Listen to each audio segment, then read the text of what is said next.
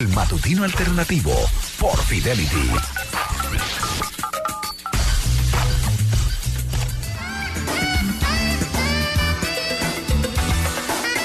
Aquí estamos, Finanzas con Café. Liliana Rodríguez Álvarez, que hoy nos va a hablar de ciberseguridad, el panorama global y las amenazas locales. Ayer en el Banco Central hubo una actividad muy importante al respecto. Y aunque creemos, Liliana, que manejamos como los principios generales de ese tema, cuando leemos los detalles, la verdad que nos ponemos en alerta, porque cuán frágiles somos realmente ante los ataques, los ciberataques. Bienvenida a sus finanzas. Adelante, Liliana. Y podemos ser también tan fuerte como queramos, tan frágil como queramos y tan fuerte como queramos. Y de eso precisamente el seminario iba en esa línea. Así que buenos días, doña Carmen. Feliz de estar en el matutino alternativo con las finanzas y acompañada, como siempre, de un café. Ayer pues se llevó a cabo ese seminario que usted hacía referencia, ciberseguridad, panorama global y amenazas locales. Excelente seminario. Fue organizado por el Banco Central de la República Dominicana y persigue preservar ese bienestar de los ciudadanos en relación a la protección de sus activos de información. Como usted bien decía, doña Carmen, uno conoce aspectos generales, mientras más va viendo los detalles, puede ir fortaleciendo los aspectos relacionados con la seguridad de la información. Y mire usted qué interesante, la coincidencia ayer con el diván de Mari Mora se refería precisamente al sexting. Pues en el seminario ayer se hablaba, la ex jueza de la Sala Penal de la Suprema Corte de Justicia, Esther Ajelán Casasnovas, hablaba precisamente de que a pesar de que fuimos los primeros países en regular los ciberdelitos, resulta importante actualizar la ley número 5307 sobre crímenes y delitos de alta tecnología. ¿Para qué? Para incorporar como delito el sexting que hablaba ayer justamente Mari Mora, el sexting no consentido, transmisión de imágenes no consentidas, también incorporar 3 aspectos adicionales. El grooming, que ayer también Mari Mora lo mencionaba, que es el acoso sexual de una persona adulta a una menor, el ciberacoso también y los delitos de odio y xenofobia. Todo esto trae consecuencias graves en las personas, sobre todo en adolescentes, y ayer hablaban sobre eso. Hoy veamos las finanzas, en las finanzas con café, veamos la seguridad de los cibernéticos desde un enfoque más relacionado con las finanzas individuales y de las empresas también, ¿no? Con la información compartida en el seminario, se concluye, doña Carmen, que la República Dominicana cuenta con un sistema robusto de ciberseguridad, tanto a nivel normativo como a nivel de infraestructura. Por mencionar algunos, la Estrategia Nacional de Ciberseguridad de 2018, que fue revisada ahora en junio de 2022, el Reglamento de Seguridad Cibernética y de la Información, que fue emitida por la Junta Monetaria en 2018, el Centro Nacional de Respuestas de Ciberseguridad. También hay un centro sectorial de respuestas a incidentes de ciberseguridad para el sistema financiero y de pagos, entre otros. Sin duda que faltan algunos pasos a dar, como la Ley sobre Gestión de la Ciberseguridad, que va a permitir definir responsabilidades por parte de las entidades que gestionan infraestructuras críticas. Pero se hablaba de que a pesar de que se gestionan mensualmente alrededor de unos 30,000 intentos de ataques, apenas 5 incidentes se han dado en los últimos 2 años. Entonces, ¿qué nosotros vemos? ¿Y por qué la importancia del tema? Y ayer se conversaba sobre esto.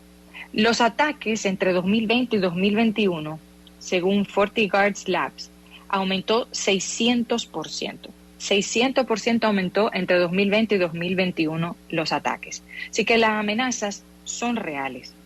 Y el reto, por tanto, ha aumentado. O sea, el reto de crear un ambiente o un entorno de protección ha aumentado. Y esto por múltiples factores. La migración de las interacciones humanas al espectro cibernético. Antes uno pues compartía mucho más en vivo, ¿no? O sea, con visitas, con conversaciones uno a uno. Ahora hay mucho más, las interacciones están migrando al espectro cibernético, las iniciativas también de digitalización de las empresas y de las instituciones del Estado. La instauración del teletrabajo en el año 2020 presentó también nuevos retos para la seguridad de la información. En Estados Unidos, sobre todo, la gran dimisión, como le llamaban, de empleados post-pandemia, trajo con ello una fuga de informaciones y también clave de seguridad privada. Y por último, entre otros aspectos no limitativos, se hablaba también de la guerra entre Rusia y Ucrania. De hecho, entre los países, según las estadísticas, los países con mayor ataque son Estados Unidos y Ucrania el año pasado. Así que esto no significa realmente que haya aumentado un 600% los ataques, no significa que estemos peor. Lo que significa que es imperativo la definición de estrategias y ejecución de estas, y que estamos pudiendo identificarlas. Aunque hay muchas que se quedan sin identificar, sin reportar, esto significa que estamos teniendo un mejor seguimiento a estos procesos. Y de hecho, en un paper que se publicó de 2022, La Voz del CISO, informan que en este año las entidades se sienten que corren menor riesgo de sufrir un ciberataque que el año pasado, 2021. 48% este año versus 64% el año pasado. La voz del CISO es la voz, digamos, de los oficiales de seguridad cibernética y de la información. Así que en general resulta muy difícil prepararse y protegerse si uno no sabe, ya sea como organización estatal, como empresa o como ciudadano, de dónde provienen los ataques, cuáles son sus características. Entonces veamos una que otras estadísticas ahora, doña Carmen, si le parece, y después concluyamos con ciertos consejos. Claro. Como usted bien decía, estos van a ser aspectos generales, hay muchos detalles, lo que hoy podamos conversar es quizá una centésima de todo este mundo de ciberseguridad.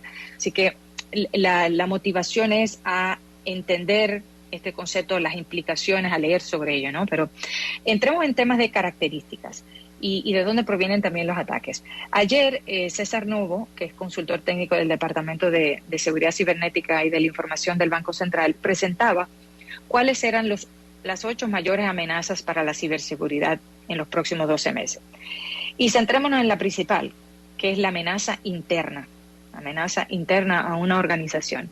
Y ya puede ser por negligencia, accidental o delictiva.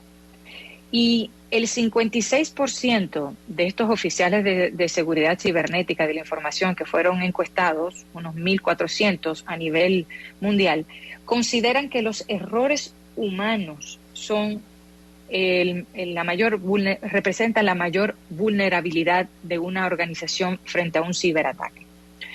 Tomando en consideración que el elemento más débil es el humano, la comunicación es un paso importante para la defensa. El conocimiento, la concientización, la sensibilización sobre este tema son mecanismos importantes para mitigar este riesgo. Entonces, para mantenernos informados, y por eso decía, hay algunas informaciones que quiero compartir. Entonces, nosotros somos tan fuertes como el eslabón más débil de la cadena, y así lo decía ayer Andrés Rodríguez, del Departamento de Sistema de Pagos. Somos tan fuertes como el eslabón más débil de la cadena. Los atacantes van a buscar el punto débil por donde entrar. Y uno de los aspectos, y el principal, según un informe de Surfshark, por tercer año consecutivo, el phishing encabeza la lista de los ciberdelitos más comunes. El phishing no es más que estas informaciones que uno recibe, y puede recibirlo, bueno, también se recibe por diferentes vías, pero el phishing más que nada por mensajes de correo electrónicos, también lo pudiéramos recibir también por SMS o también por llamadas telefónicas.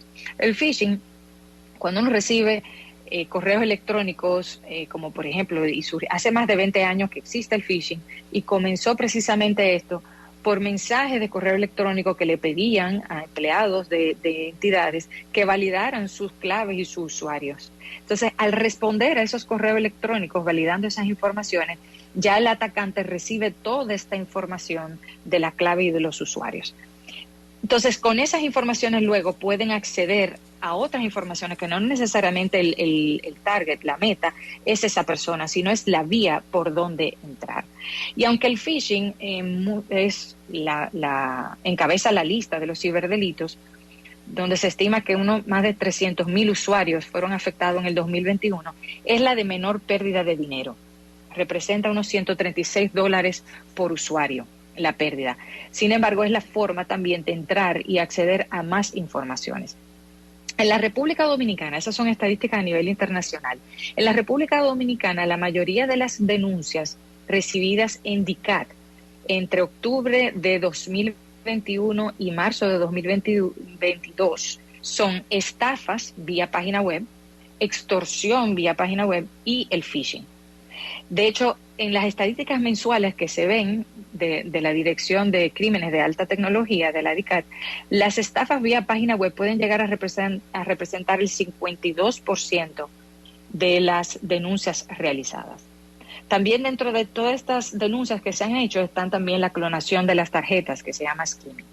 Así que por un lado, el compromiso, tenemos que ver el compromiso que deben de tener las empresas y los organismos estatales, pero por otro lado también los ciudadanos. Nosotros, si tomamos en cuenta los datos que ofrece Microsoft Digital Defense a octubre del año pasado, el blanco de los atacantes son sobre todo los organismos estatales, sector financiero y sector asegurador. Así que esas entidades sobre todo tienen que establecer un compromiso de poder garantizar la seguridad de la información. No olvidemos lo siguiente. Nosotros protegemos nuestras informaciones, ¿verdad?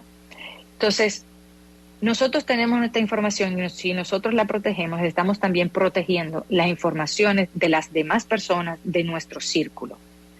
Porque no estamos hablando solamente de la información mía que yo tengo en mi correo, sino de todas aquellas amistades, familiares, empleados, vinculados a la empresa, que están compartiendo información conmigo, no solamente a través de los correos electrónicos, sino también a través de WhatsApp, a través de mensajes. Entonces tenemos que dimensionar esta situación de la seguridad de la información a un ámbito mucho más amplio, un espectro todavía más amplio de la responsabilidad que tenemos de proteger nuestros datos. A nivel de empresas, ¿qué cosas se pueden recomendar, doña Carmen? Primero, es vital, y se ha hablado de esto a nivel internacional, es vital asignar un mayor presupuesto para la ciberseguridad y seguridad de la información. Las empresas, los consejos de administración tienen que entender la importancia de este tema y asignar un mayor presupuesto relacionado a este tema. También hay una fuente de acceso a las entidades, son los proveedores. Si bien ahí pueden haber entidades financieras que tienen sistemas muy robustos, tienen su oficial de seguridad de la información, tienen sus políticas y procedimientos, si los proveedores no tienen y no están establecidos en los contratos con los proveedores, no tienen una conexión segura, restricción de acceso, plan de entrenamiento a sus empleados también o evaluaciones de los riesgos, entonces la entidad que los subcontrata también se pone en riesgo. Así que es importante también considerar esos aspectos. Supervisar y auditar de manera periódica esa gestión adecuada de los riesgos. Establecer esas políticas y los planes de ciberseguridad. Es vital realizar un backup de la data y además tres otros aspectos, doña Carmen. Uno, establecer autenticación de doble factor para los empleados que se conectan remotamente, que por eso lo mencionaba ahorita del tema de que con la pandemia se aceleró el trabajo remoto. Y ahí es importante establecer autenticación de doble factor para aquellas empresas que tienen mucho de su personal todavía que se conecta remotamente. Capacitar al personal y a los proveedores sobre temas de seguridad de la información y concientizar y concientizarlos sobre la importancia de notificar estos ataques, porque es lo que permite precisamente definir las características de dónde proviene y establecer las protecciones del lugar. Ya, antes de pasar a un último aspecto, que es la parte de cómo nosotros, como ciudadanos, podemos protegernos. Y lo importante de todo esto es que tanto a nivel de entidades como a nivel de ciudadanos, esto tiene consecuencias no solamente de pérdida de información y económica, también a nivel de entidades, pérdida de clientes, pérdida de confianza, un riesgo reputacional y en algunos casos puede establecerse hasta sanciones establecidas en regulación.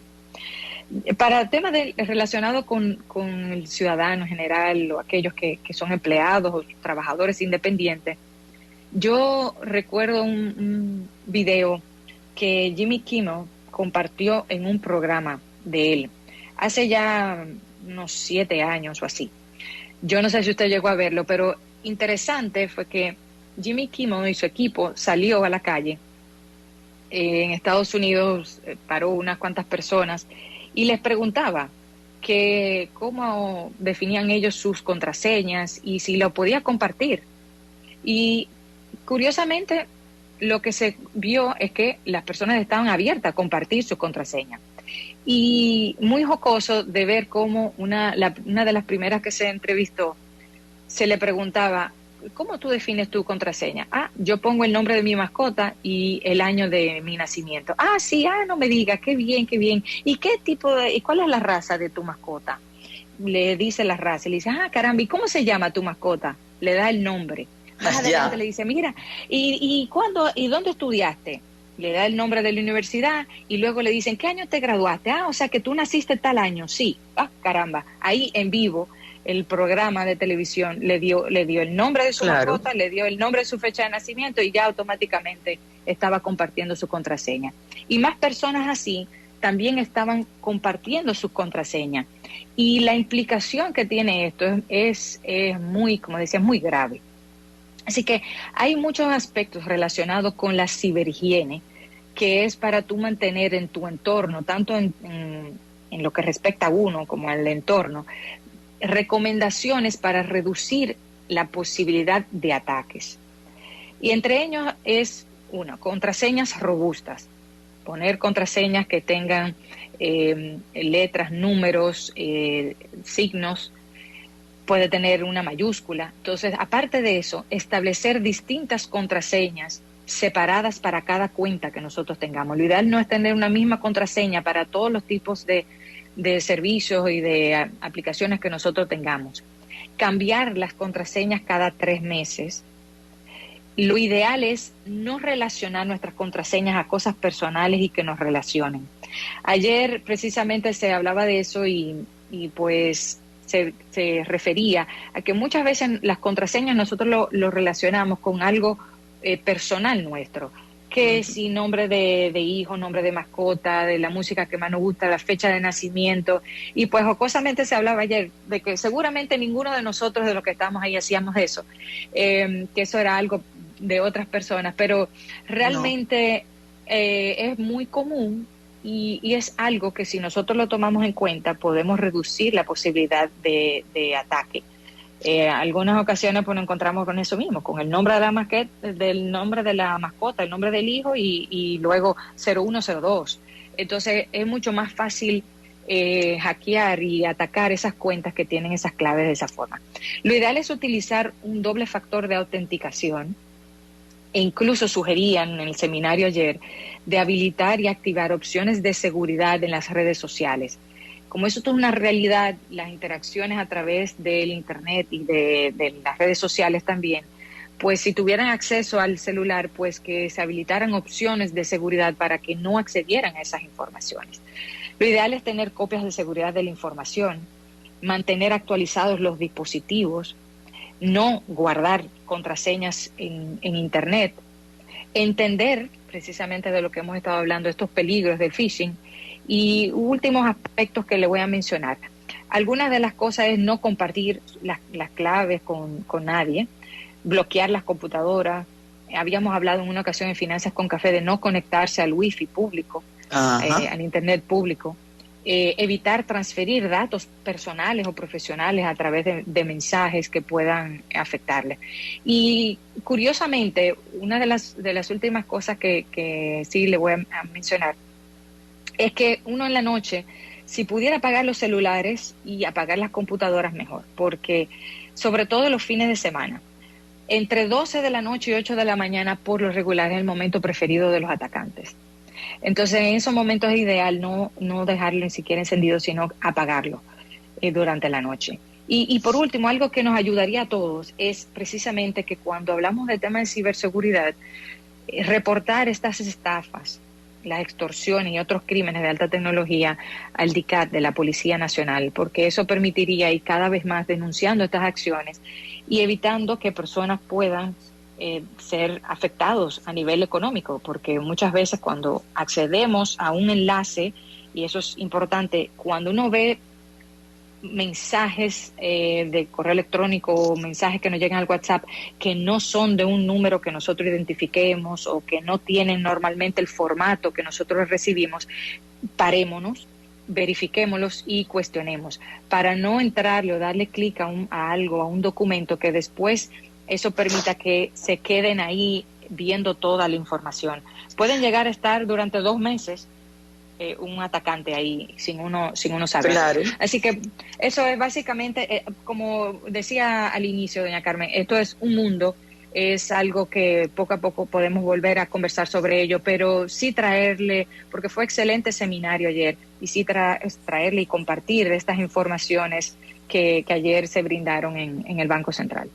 Y hay una serie de acciones que cuando estamos escuchando que usted la expone, uno dice, lo voy a hacer, pero incluso esa comodidad que nos proporciona tener unas claves establecidas que son fáciles de recordar, precisamente son el anzuelo para llamar el peligro, porque son las claves que tú tienes, bueno, el cumpleaños de tu niña y de tu niño, la fecha de matrimonio, el color que te gusta. Entonces es muy cómodo cuando vas a acceder a los bancos, cuando vas a acceder a cualquier asunto, pero ahí es que está el peligro, y creo que muchas de las personas que la acaban de escuchar van a decir, hoy voy a cambiar mis claves, pero después se olvida. Por cierto, nos informa Isidro que le donaron su tarjeta hace 2 días. Y hay algo que yo todavía no entiendo cómo caemos. Esa llamada eso comenzó aquí hace posiblemente 10 años, Liliana. Mira, por favor, para que me valides tu clave, ahora también con los correos. Yo no sé cómo caemos en eso. Si es más que sabido que las instituciones bancarias no funcionan así ahora, precisamente cuidando a los clientes, pero caemos en eso, ¿no?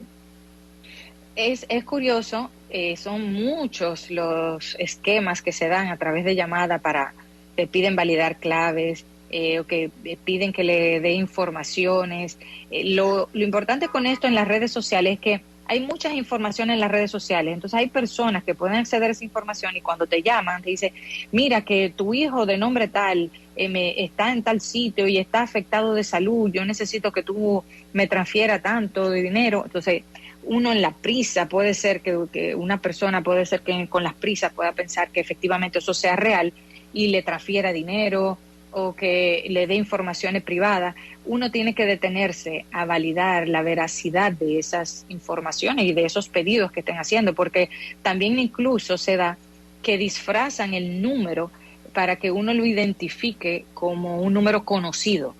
O sea, que realmente se conectan a través de mecanismos de Internet y el número que nos sale en la pantalla es un número conocido, para uno poder coger la llamada y dar las informaciones. Así que entre todos podemos ir protegiendo y haciendo un escudo a que menos ataques se produzcan y sobre todo que no lleguen a materializarse. Entonces es importante entre todos tener esas informaciones porque realmente tiene consecuencias o pudieran tener consecuencias graves.